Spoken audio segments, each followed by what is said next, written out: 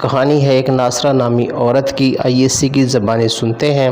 شادی کے چند سال تو ہم نے نہایت سکون اور خوشی سے گزارے۔ حیات ایک آفس میں ماموری کلرک تھے۔ ایک وقت کی روکھی سوکھی کھا کر ہم نے خدا کا شکر ادا کیا، لیکن جب خدا کے فضل سے ہمارے 4 بچے ہو گئے تو قلیل تنخواہ اور بڑھتی ہوئی مہنگائی میں گزر بسر کرنا مشکل ہو گیا۔ اب میرے میاں کو بھی اندازہ ہو گیا تھا کہ مفلسی اب ناقابل برداشت ہوتی جا رہی ہے۔ وہ اب دن رات اسی فکر میں رہنے لگے کہ کس طرح آمدنی بڑھائی جائے کہ بچے پیٹ بھر کر روٹی کھا سکیں۔ مفلسی اتنی تھی کہ ایک بار چھوٹے بیٹے کو بخار ہو گیا تو دوا کے لیے پیسے تک نہ تھے، دودھ خریدنے کے لالے پڑ گئے۔ تب بھی میں نے اپنے شوہر حیات کے آگے ہاتھ جوڑ دیے کہ خدا کے لیے اب کچھ کرو، اس تنخواہ میں اب گزارا نہیں ہوتا، یہ نوکری اب چھوڑ دو۔ روز روز کے مطالبے پر ایک دن حیات نے ملازمت سے استعفیٰ دے دیا۔ میں ان کے اس فیصلے سے دھنگ رہ گئی تو ان سے پوچھا کہ اب کیا کرو گے؟ تو اس نے کہا بیرون ملک جا کر کمانے کی کوشش کروں گا، چاہے وہاں جا کر کچھ بھی کام کرنا پڑے۔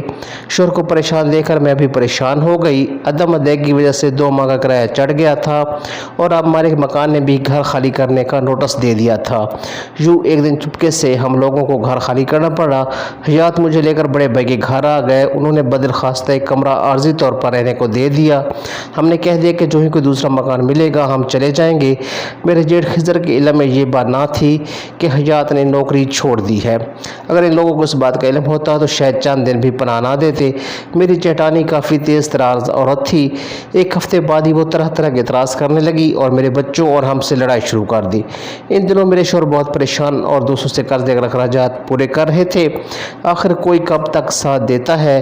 اس سے پہلے کہ ہم میاں بیوی خودکشی کا سوچتے، اللہ تعالیٰ کو رحم آ گیا اور اچانک میرے شوہر کو ایک دوست کی وجہ سے دبئی کا ویزا مل گیا اور آنن فانن زیادہ کمائی کا خواب لے کر وہ بھی روانہ ہو گئے اور دبئی جا کر ایک اچھی ملازمت مل گئی۔ ان کی رہائش اسی دوست کے پاس تھی جو ان کو لے کے گیا تھا۔ 20 دن بعد ان کا پہلا خط ملا کہ وہ دبئی میں ملازمت پر خوش ہیں، مگر میری اور بچوں کی جدائی سے بھی پریشان تھے۔ میں بھی ان کی جدائی محسوس کرتی مگر بچوں کی خاطر چپ کر جاتی۔ میں چاہتی تھی کہ وہ زیادہ سے زیادہ کما کر بھیجے تاکہ اگر دوسری بار ویزا نہ ملے تو کچھ حالات بہتر ہو جائے، مگر اب انہیں محسوس ہونے لگا تھا کہ ہمیں ان کی نہیں پیسوں کی زیادہ ضرورت ہے، اور یہ بات ان کی باتوں سے معلوم ہوتی تھی۔ اب ان کو گیا 1.5 سال بیت چکا تھا۔ ایک بار انہوں نے خط لکھا کہ میں بیمار ہوں، یہاں بہت زیادہ محنت کرنا پڑتی ہے تب جا کے پیسہ ملتا ہے، اب میں چاہتا ہوں کہ چند دن کی چھٹی لے کر آ جاؤں، تم اس بارے میں کیا کہتی ہو؟ میں ڈر گئی کہ اگر چھٹی لے کر آ گئے اور دوبارہ نہ جا سکے تو کیا بنے گا۔ اب اکثر ان کی آنسوؤں کی وجہ سے خط کی تحریر مٹی ہوئی ملتی۔ وہ بہت پریشان تھے مگر میں نے کہتی کہ زیادہ سے زیادہ پیسے اپنے اکاؤنٹ میں جمع کریں، پھر بس واپس آ جائیں تو کوئی مستقبل کا سوچیں گے۔ اب ان کو گئے 2.5 سال ہو گئے تھے۔ ایک دن پھر ان کا خط آیا کہ اب میں واپس آ جاؤں، اگر تم کہو تو میرا دل بھر آیا، مگر میں نے کہا 3 سال پورے کر لیں، بچے یہاں خوش و خرم ہیں اور آس لگائے بیٹھے ہیں کہ جب ابو آئیں گے تو ہم نئے گھر کے ساتھ نئی گاڑی بھی لے لیں گے۔ اب ان کا دل اچاٹ ہو چکا تھا اور باہر کا کھانا کھا کھا کر بیمار رہنے لگے تھے۔ 3 سال بعد کنٹریکٹ ختم ہو گیا۔ کمپنی نے دوبارہ آفر کی لیکن انہوں نے قبول نہ کر وطن واپس آنے کی تیاریاں کرنے لگے۔ اب ان کے جذباتی پیار بھرے خط آنا بھی بند ہو گئے تھے۔ انہوں نے آنے سے ایک ہفتہ پہلے بیوی اور بچوں کے لیے تحفے خریدنے میں لگایا اور 300-400 سوٹ کیس تحفوں سے بھر لیے تھے۔ ان کے آخری خط میں 3-4 سطریں ہی تھیں کہ میں آپ لوگوں کے پاس جلد پہنچ رہا ہوں۔ میں نے خط پڑھ کر ایک جانب ڈال دیا کہ اب تو آ ہی رہے ہیں۔ میرے خیال میں انہیں ابھی اور کمانا چاہیے تھا تاکہ ہم 10 دن کی سکون سے برس کر سکے۔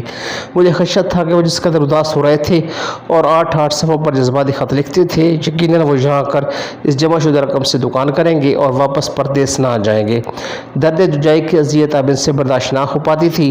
آخر وہ دن بھی آ گئے جب انہیں فون پر بتلایا کہ فلاں تاریخ کو ان کی فلائٹ ہے اور وہ فلاں دن پہنچ رہے ہیں۔ میں نے بچوں کو بتایا کہ تمہارے پاپا آ رہے ہیں۔